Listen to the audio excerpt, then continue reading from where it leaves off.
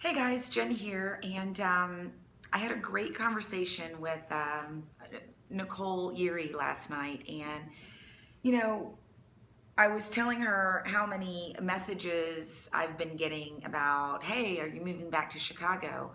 And no, to answer your question, if that's just what you wanted to know, no, not yet. But I'm thinking about it. It's weird the way some cities just resonate with you and others don't.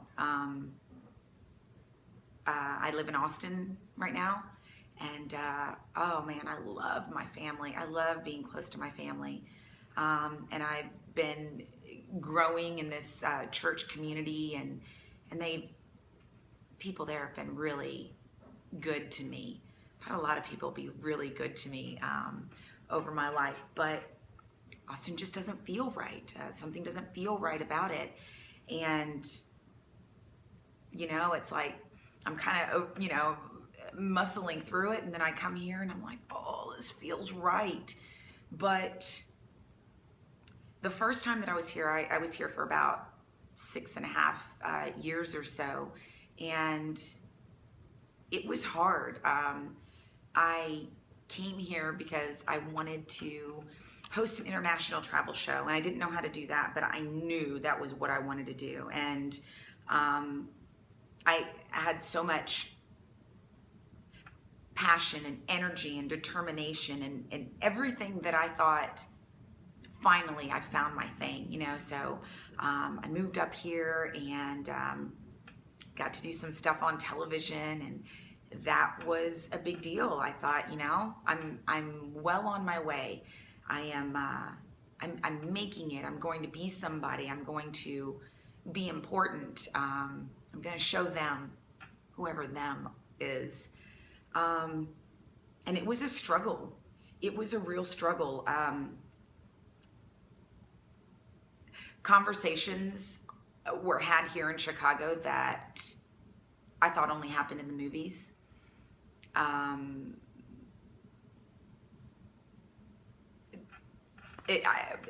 I feel like I need to give you an example, and I don't want to give you an example because it's like the one that comes to mind seems like too much. But I just will say, there have been men that are like, if you sleep with me, I will help you out, and like to have it be said so like that.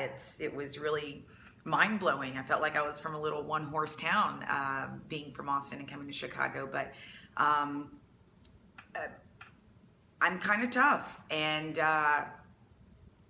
in some aspects, and I feel like I kind of worked on developing my Chicago grit and started maneuvering my way through this,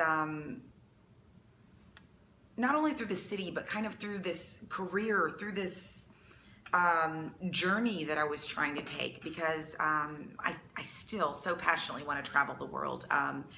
But I love Chicago. I love all the cultures here. So I was here for, I guess, about 6 years or so, and things were just kind of falling apart. They were falling apart in so much as my relationships were suffering, mostly relationships. I wasn't content with myself, so I really couldn't be content with anyone else. And I was looking for the wrong things. That's a whole separate video about looking for real love in all the wrong places. I've told people I think I was always looking for a man that loved God, but I didn't know it.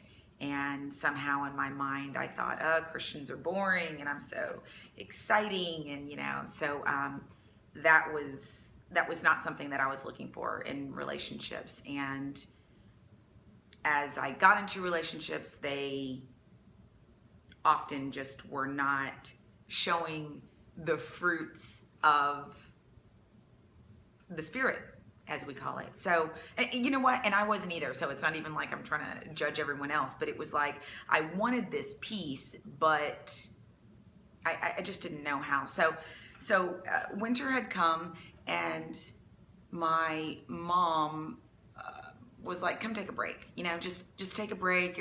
I was like in this crazy, like, what is happening? Because you don't think in your mind money's gonna make me happy, like, money, beauty, fame. Like in your mind, you're like, I see, the magazines on the newsstand. I get money doesn't make people happy. Celebrity doesn't make people happy. Smoking hot body doesn't necessarily make people happy. But we live our lives like we do think that, right? I mean, maybe I'm the only one. You know what? I'm not even going to pretend like I'm the only one. I'm not. We're living for money. We're living for beauty, fame, social status.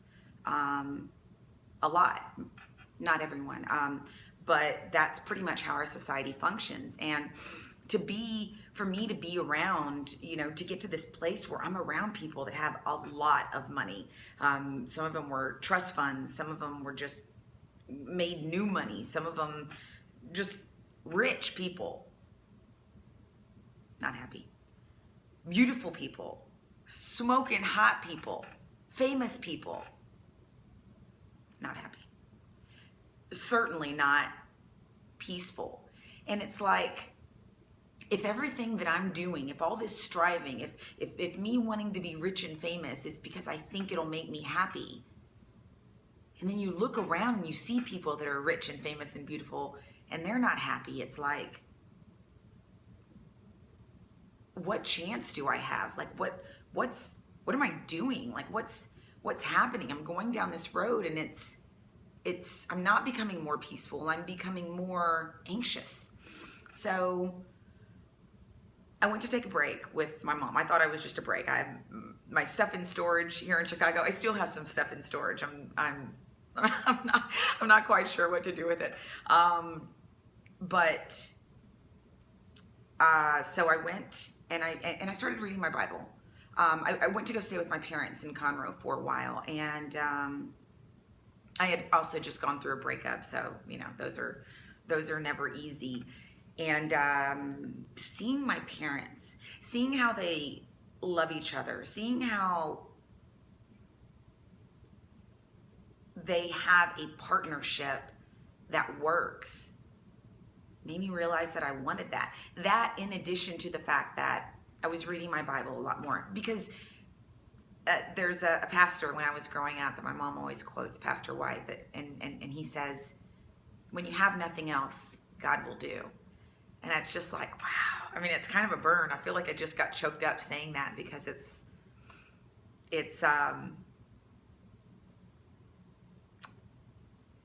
too bad that we're that selfish, right? Like sometimes it has to come to a place where we're just like, I don't know what I'm doing. And that was me. It was just going to be a break. So I'm reading my Bible and I'm telling God, whatever you want. Like I don't know what I'm doing. Whatever you want. Whatever you want. And my grandma broke her hip. And my parents asked me if I would go take care of her. And I was like, not what I meant. Not what I meant at all. So, I'm taking care of my grandmother, and she's not a very affectionate person or gracious.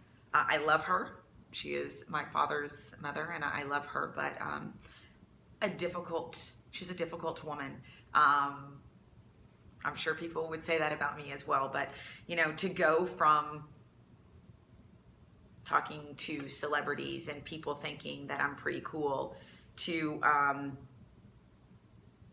talking to my grandmother and having her not answer me, or Grandma, do you want me to make you a sandwich? I guess. It's like, do you know who I am? And it was kind of like that. And a few months turned into a year. And I was in this small town, College Station. People in Texas will know. And it's like, it's college kids and old people.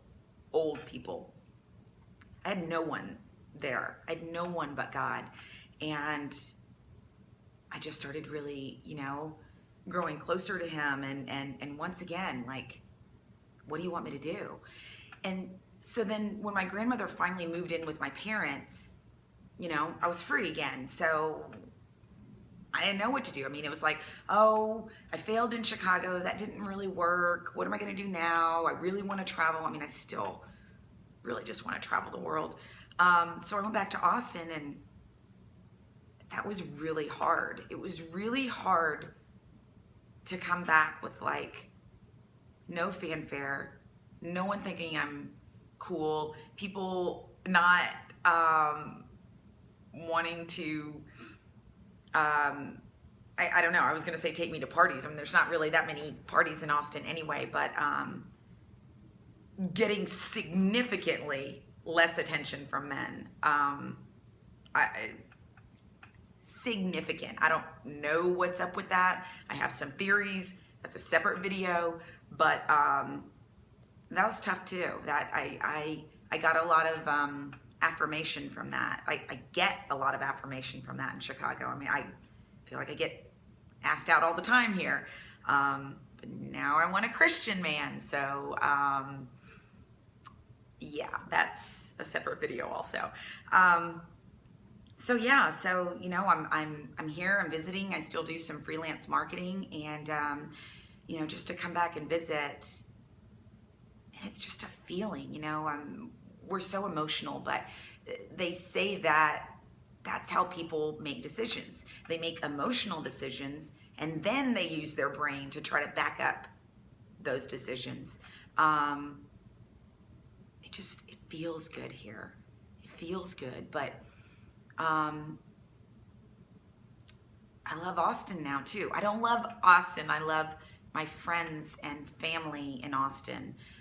And I want them here with me too. And I don't want to lose the connection that I've made to God. I don't want to get caught up. I mean, it's so easy that the city is just bustling and bursting, and there's so much going on, and it's exciting, and I want to be a part of it. And the pace makes it more difficult for me to check in with God. I am, but it makes it more difficult. And I